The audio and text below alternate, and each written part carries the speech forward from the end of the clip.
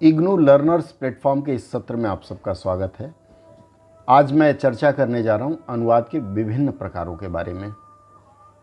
पीजीडीटी की जो पुस्तक है पीजीडीटी वन का खंड 1 है। खंड 1 के पृष्ठ संख्या 21 में है। खंड 1 का भी फिर अंदर जाके एक और खंड है, उसमें इसके बारे में विस्तार से दिया हुआ है।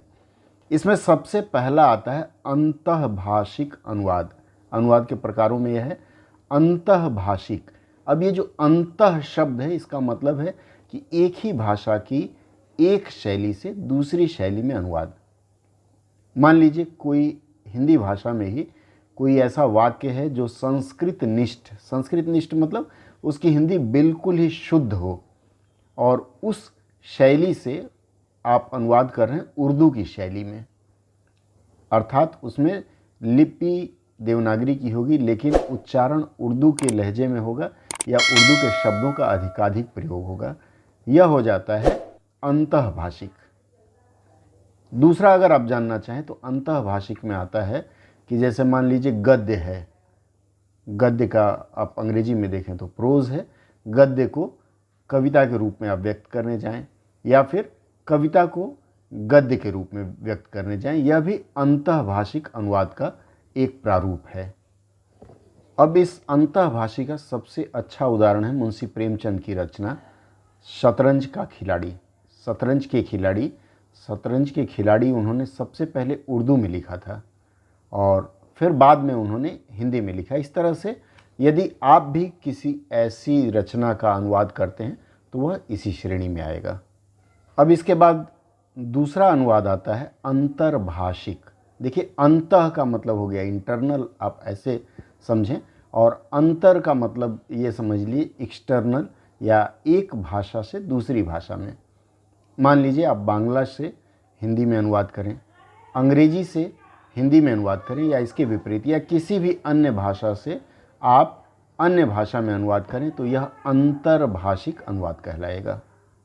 अब यह जो अंतर्भाषिक अनुवाद है उसमें कई बार समस्याएं आती हैं। जो अनुवाद कर रहा है उसे दोनों भाषाओं और संस्कृत का यदि समुचित ज्ञान न हो तो दिक्कतें आती हैं। अब जैसे मान लीजिए उदाहरण देता हूं मैं कि ब्रिटेन में या अंग्रेजी में जब भी कोई एक दूसरे से मिलता है तो वह एक दूसरे को अभिवादन करता है good morning, good evening, good night से। लेकिन वहीं कहीं मुस्लिम समुदाय का व्यक्ति आपस में मिलता है तो वह अस्सलाम वालेकुम कहता है, या फिर कोई दक्षिण भारत का व्यक्ति आपस में मिले एक दूसरे से तो वो वड़क्कम करता है। अब मान लीजिए आप अंग्रेजी में गुड मॉर्निंग के अभिवादन का उर्दू में अनुवाद करने जा रहे हैं और आप उसके अनुसार उर्दू के अनुसार सुबह मॉर्निंग के लिए सुबह और गुड के लिए कोई अच्छी सुबह, इस तरह का अगर अनुवाद करें तो गलत माना जाएगा। इसी तरह से अगर दक्षिण भारत में वड़क्कम कहा जाता है या हमारी हिंदी में नमस्कार कहा जाता है, आप नमस्कार न करने के बजाय शुभ संध्या, शुभ प्रभात या सुप्रभात तमाम तरह के लोग अभिव्यक्ति देते हैं, तो यह संस्कृति के अनुसार नहीं है, संस्कृत के प्रतिकूल है, इसलिए यह अनुवाद अच्छा नहीं माना जाएगा। तो अंतर्भाषिक अनुवाद में इस बात का विशेष ध्यान रखने की ज़रूरत है। प्रतीक 1 मतलब जिस भाषा से कर रहे हैं, प्रतीक 2 में जिस भाषा में कर रहे हैं वह प्रतीक 2 हो जाएगा। उन दोनों की संस्कृत का और रूप का आपको परिचय उनसे होना चाहिए या ज्ञान होना चाहिए।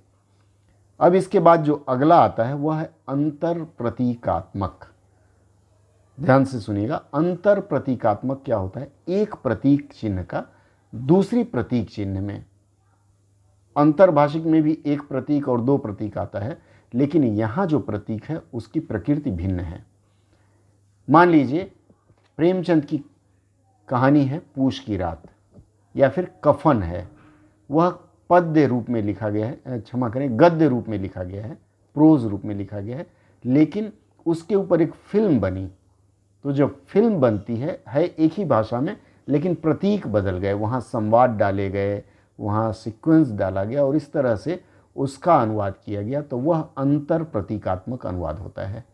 या फिर मान लीजिए आप कोई फिल्म देखते हैं और फिल्म देखने के बाद उस फिल्म की समीक्षा लिखना शुरू करते हैं अपने स्वरूप में, तो फिल्म में जो भी स्क्रिप्ट लिखी गई है या जो कहानी लिखी गई है उसमें डायलॉग्स होंगे, अर्थात लोगों के बोलचाल होंगे, वाक होंगे, लेकिन जब आप उसे गद्य रूप में लिखने जाएंगे तो वह संवाद है या जो वित्त चिन्ह है उन चिन्हों का प्रयोग नहीं करेंगे, सीधा सीधा आप लिखते चले जाएंगे। तो यह अंतर प्रतीकात्मक अनुवाद का एक रूप होगा। अगला अनुवाद है पाठ अनुवाद। पाठ अनुवाद क्या है? कई बार आशु अनुवाद होता है।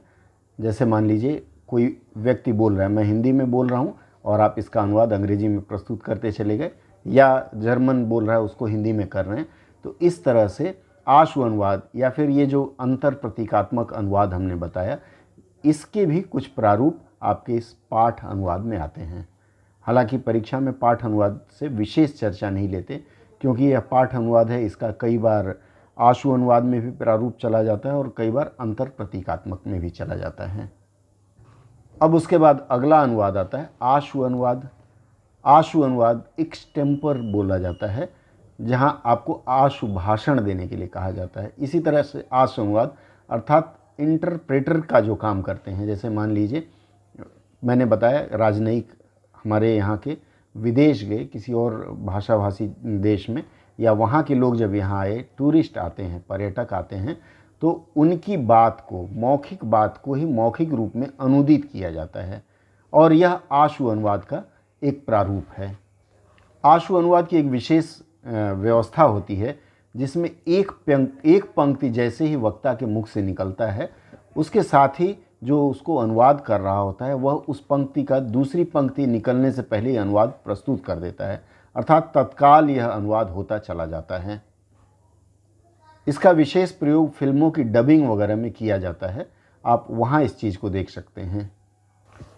दोस्तों, आज मैंने आपसे 6 रूपों की चर्चा की, अनुवाद के 6 रूपों की चर्चा की, एकदम संक्षेप में। अगर आप इसे समझ जाएंगे पूरी तरह से तो लिखना आसान हो जाएगा। अगले सत्र में फिर बाकी के रूपों पर चर्चा करेंगे। हाँ, यदि आपका कोई प्रश्न है इससे संबंधित तो आप संदेश बॉक्स में अपना प्रश्न डाल सकते हैं। अगले सत्र में मैं उसका समाधान करने का प्रयास करूँगा। तब तक जुड़े रहिए हमारे साथ, और आपके जो भी मित्र बंधु पीजीडीटी की परीक्षा देने जा रहे हैं या तैयारी कर रहे हैं, उन्हें ज़रूर बताइए कि मेरे इस वीडियो के प्लेलिस्ट में एक पीजीडीटी नाम का प्लेलिस्ट है, उसमें आपके ज़रूरत की हर चीज़ मिल जाएगी। सिर्फ लेक्चर सुन लीजिए, आप उससे आसानी से अपने परीक्षा की चीज़ें लिख सकते हैं। तो फिर मिलते हैं अगले सत्र में।